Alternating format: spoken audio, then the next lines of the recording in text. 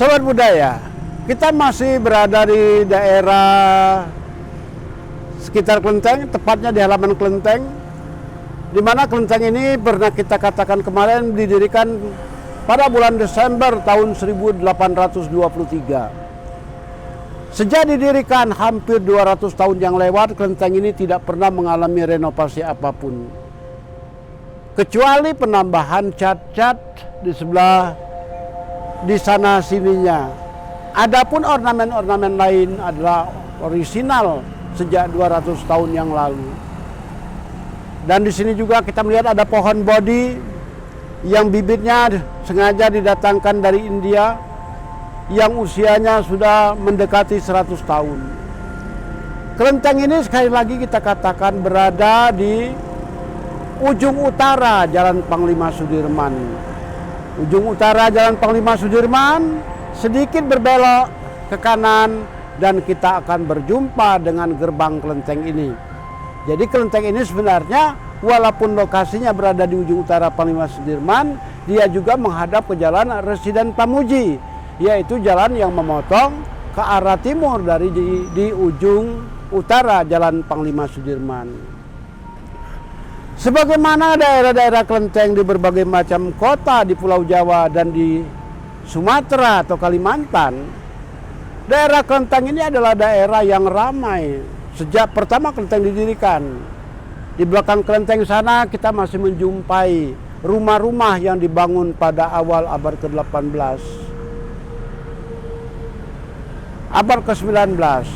Bahkan rumah-rumah tersebut masih berdiri walaupun di bagian depannya sudah ditambah dengan bangunan-bangunan lain, sehingga bangunan asli dari sekian abad yang lalu tidak terlihat.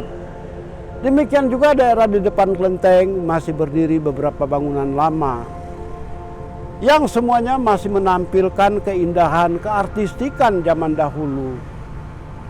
Di depan kepada generasi muda kini, mereka seakan mengabarkan bahwa di masa lampau daerah sekitar Klenteng ini merupakan daerah yang indah dan sejuk, yang menjanjikan kedamaian bagi siapapun. Sekitar 100 meter di sebelah timur Klenteng, di depan Klenteng tadi, masih di Jalan Residen Pamuji, kita berjumpa dengan Pasar Tanjung. Jalan ini dinamakan Jalan Residen Pamuji. Kita tahu Residen Pamuji adalah residen kedua Surabaya setelah Residen Sudirman, dan Residen Pamuji ini adalah seorang tokoh yang pernah mendirikan Persebaya, seorang pendiri Persebaya. Residen Pamuji, rumah beliau berada di pojok sana, dan setelah beliau meninggal dunia, jalan di mana tempat tinggal beliau berada dinamakan dengan Jalan Residen Pamuji, yaitu jalan yang sekarang kita berada. Tadinya jalan ini demikian, jalan begitu sepi, tapi sekarang kita lihat sendiri jalan ini padat oleh lalu lintas. Dan di belakang kita adalah Pasar Tanjung Anyar. Pasar ini terbentuk sekitar tahun 1914 pada awalnya, berupa pasar kecil dengan areal yang jauh lebih sempit daripada yang sekarang kita lihat. Pasar ini hanya menjual beberapa kebutuhan jenis barang dagangan saja, karena pasar besar di Mojokerto yaitu Pasar Kliwon. Orang lebih suka berbelanja di Pasar Kliwon. Akan tetapi sejak Pasar Kliwon akhirnya ditutup dan dijadikan pertokoan, semua pedagang di daerah Pasar Kliwon pindah ke Jalan Residen Pamuji, ke pasar yang sekarang kita namakan Pasar Tanjung. Pasar Tanjung ini atau Pasar Tanjung Anyar merupakan kelanjutan daripada Pasar Tanjung Lama dulu, yang saya katakan dibentuk pada tahun 1914 tadi. Secara berangsur-angsur pasar ini mempunyai areal yang luar biasa luas dan merupakan pasar terbesar di kota Mojokerto. Pasar ini pun memiliki sejarah yang panjang, yaitu di pasar inilah dulu barang dagangan masyarakat dari daerah pedalaman pertama-tama dipasarkan berupa ternak sebelum akhirnya dia berubah menjadi pasar yang menjual segala rupa barang dagangan. Dan pasar ini memang sengaja dipilih di daerah ini karena daerah ini masih termasuk daerah tengah kota dan dikelilingi oleh perumahan penduduk yang padat. Selain itu, di pasar ini pula kita melihat adanya berbagai kegiatan yang menunjang ekonomi masyarakat sekitar tahun awal abad ke-20. Jalan Residen Pamuji membentang dari timur ke barat. Ujung timur Jalan Residen Pamuji adalah perempatan Jalan Gajah Mada, sedangkan ujung baratnya adalah perempatan Jalan Panglima Sudirman, Letkol Sumarjo, dan Jalan Jaksa Agung Suprapto. Jika di Jalan Residen Pamuji tadi di sisi barat terletaklah Pasar Tanjung yang ramai, di mana kita sekarang berada di komplek Pasar Tanjung, yaitu kembali tadi di sisi barat jalan, di sisi selatan jalan maksud saya. Maka di sisi utara jalan dahulu terdapat sebuah hotel, yaitu Hotel Merdeka. Hotel Merdeka itu dibangun sekitar tahun 1946-47. Dinamakan Hotel Merdeka karena euforia pada masa itu memang menghantui atau berkecamuk di dalam dada masyarakat yang telah merdeka, dan mereka selalu teriakkan di mana-mana. Sehingga pada tahun 1946-47 sekitar itu didirikanlah Hotel Merdeka di Mojokerto. Hotel Merdeka menjadi begitu terkenal sehingga ketika itu banyak tamu-tamu dari Jakarta dan pembesar-pembesar lain dari Jogja apabila datang ke Mojokerto pasti menginap di Hotel Merdeka. Bung Karno pernah datang ke Mojokerto dan menginap di Hotel Merdeka. Demikian juga Sri Sultan Hamengkubuwono, Perdana Menteri Abdul Halim, Burhanuddin Harahap, Ali Sosroamidjojo, semuanya pernah menginap di Hotel Merdeka.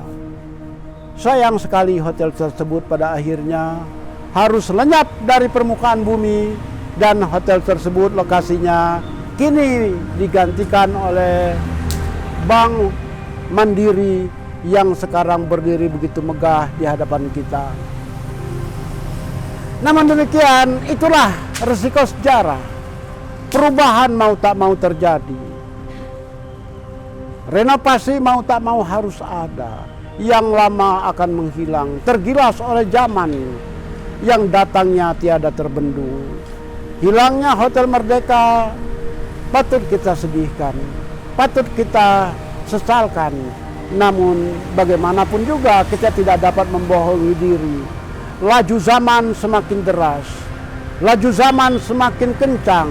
Dengan rodanya yang besar dan menggilas apa saja, kita tak mempunyai daya untuk menolaknya. Namun demikian, kenang-kenangan kita atas Hotel Merdeka tetap harus ada dalam diri, dalam hati sanubari kita. Sebab bagaimanapun, Hotel Merdeka yang berada di Jalan Residen Pamuji turut ambil bagian dalam melancarkan roda perjuangan bangsa Indonesia dalam memerdekakan diri atau dalam berusaha menegakkan Indonesia merdeka setelah Belanda kembali lagi ingin menjajah di tahun antara 1945 sampai 1949. Perjuangan kita dalam mengusir kembali Belanda yang ingin menjajah tersebut berasal dari hati sanubari rakyat, dilandasi rasa kepercayaan rakyat bahwa kemerdekaan adalah hak semua bangsa, dan Mojokerto ikut ambil bagian dalam perjuangan tersebut, diantaranya dengan menyediakan tempat penginap untuk para tamu negara yang berkunjung melaksanakan tugas di kota Mojokerto. Hotel Merdeka yang kini telah tiada. Di Jalan Residen Pamuji juga, pada sisi selatan jalan tersebut, dahulu kala terdapat suatu bangunan yang sangat penting bagi masyarakat Mojokerto, yaitu bangunan tempat atau rumah penyembelihan hewan. Bangunan bergaya Belanda tersebut didirikan pada akhir 1920-an dan selama sekian puluh tahun bergiat dalam penyembelihan hewan, baik itu sapi maupun domba. Selama puluhan tahun, rumah penyembelihan tersebut menjadi salah satu hiasan kota Mojokerto dengan tulisannya yang besar di bagian depan, rumah pembantaian. Akan tetapi rumah penyembelihan hewan tersebut kini sudah tiada lagi. Ia telah berganti dengan bangunan ujung bagian dari pasar. Bangunan ini adalah ujung dari pasar Tanjung, dan disinilah dulu lokasi rumah penyembelihan hewan tersebut. Suatu rumah penyembelihan hewan dengan sedikit taman di mukanya kini tak terlihat lagi. Yang kita lihat hanyalah pertokoan sebagai ujung dari pasar Tanjung, ujung dari deretan pertokoan pasar Tanjung. Dan rumah penyembelihan hewan tersebut yang selalu disebut orang Jagalan merupakan satu nama yang kemudian diambil oleh masyarakat sekitar untuk menamakan kampung di mana rumah hewan tersebut berada, yaitu Kampung Jagalan. Walaupun rumah pemotongan hewan tersebut sudah tiada, digantikan oleh pertokoan semacam ini, tetapi nama Kampung Jagalan tetap lestari. Hingga sekarang Kampung Jagalan masih tetap ramai penduduknya, dan Kampung Jagalan perlahan-lahan generasi demi generasi mulai melupakan bahwa nama tersebut diambil dari nama Jagalan, tempat pemotongan hewan yang bangunannya pernah berdiri di sini, di tempat pertokoan dan penjual buah yang ada di belakang saya. Demikian riwayat rumah pemotongan hewan yang ada di Jalan Residen Pamuji. Ujung timur Jalan Residen Pamuji adalah sebuah perempatan yang ramai. Perempatan ini dinamakan orang perempatan Gajah Mada karena Jalan Residen Pamuji memotong Jalan Gajah Mada, dilanjutkan ke arah timur sana Jalan Kunala. Di salah satu sudut Jalan Residen Pamuji, tepat di belakang saya, ada suatu gedung 2 lantai kelihatannya yang belum selesai. Di lokasi gedung ini dulu berdiri suatu rumah yang sangat bersejarah, yaitu rumah seorang tokoh masyarakat Jawa Timur, bahkan termasuk seorang tokoh nasional bernama Residen Pamuji. Kita tahu Residen Pamuji adalah residen kedua di Surabaya setelah Residen Sudirman. Dan Residen Pamuji adalah seorang tokoh yang pertama kali mendirikan grup Persatuan Sepak Bola Surabaya atau Persebaya. Dan beliau adalah seorang pejuang, walaupun dalam skala kecil, yaitu Jawa Timur. Untuk menghormati jasa-jasa Residen Pamuji itulah, maka jalan ini dinamakan dengan Jalan Residen Pamuji, karena ada rumah beliau di pojok sini. Sekitar tahun 1980-an rumah tersebut masih berdiri. Rumah berbentuk sedemikian artistik, bangunan berasal dari tahun 1930-an dengan lubang angin yang mencirikan kekunoan, berwarna hijau dengan terasnya yang tak seberapa luas, namun sangat indah. Demikian rumah Residen Pamuji tersebut yang kini sudah tidak ada, yang kini telah digantikan oleh bangunan yang belum selesai seperti kita lihat di belakang.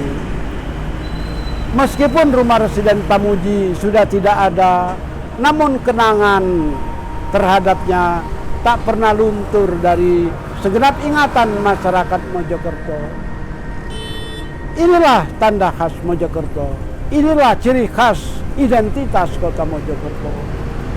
Meskipun sudah tiada, tergilas oleh roda pembangunan, tergilas oleh zaman, namun demikian kenangan tentangnya masih tetap bersemayam dalam dada. Salam Sobat Budaya.